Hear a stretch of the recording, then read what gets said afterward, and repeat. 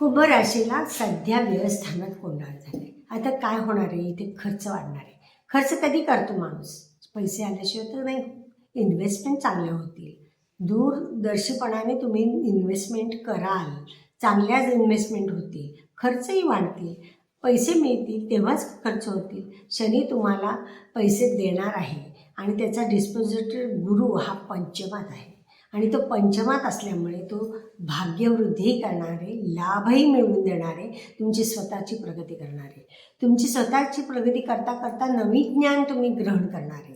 नवीन ज्ञान ग्रहण केल्यामुळे तुमची बुद्धी आधीच चलाख आहात, तुम्ही आधीच हुशार आहात, त्याच्यात तुम्हाला गुरुची साथ मिळालेली आहे, म्हणजे ज्ञानाची भर पडणार आहे.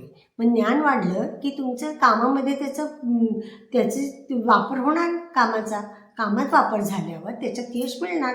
जिथे चांगली प्रगती आहे, जिथे चांगलं ज्ञान आहे, तर तिथे प्रगती ही झालीच पाहिजे. उलट तुम्हाला या महिन्यामध्ये चांगल्या टेक्नॉलॉजीची किंवा चांगल्या माहितीची तुम्हाला इथे साथ लाभणार आहे.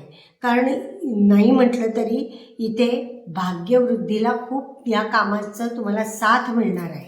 स्वतःचे सातत्याने तुम्ही प्रयत्न करणार आहे. मग कुटुंबामध्ये सुद्धा तुमची प्रगती तुमचा होल राहणार आहे. मुख्य म्हणजे कारण तुमच्या शब्दाला इथे खूप मान आहे.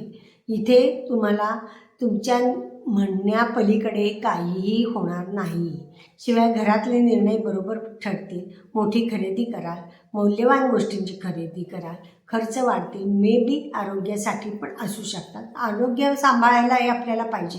वेळेवर जेवण घेणे, वेळेवर औषधं घेणे, मेडिटेशन करणे, व्यायाम करणे, ह्या साध्या साध्या गोष्टी आहेत.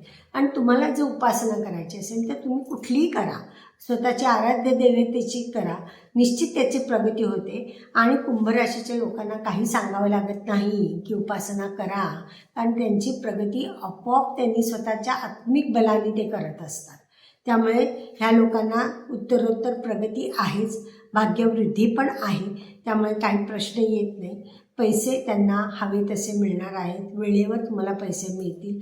आर्थिक प्रगती निश्चित आहे. व्यापार व्यवसायही चांगला चालणार आहे. फक्त निर्णय घेताना थोडंसं शांत राहा, थोडंसं जरा विचार करा. कारण सप्तमात केतू आहे, तर ते काय करतो तिथे कट करतो.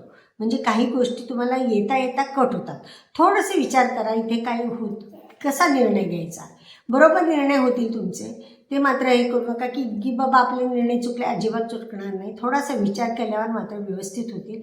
व्यवसायात प्रगती होईल, भागीदारीमध्ये पण व्यवस्थित होईल.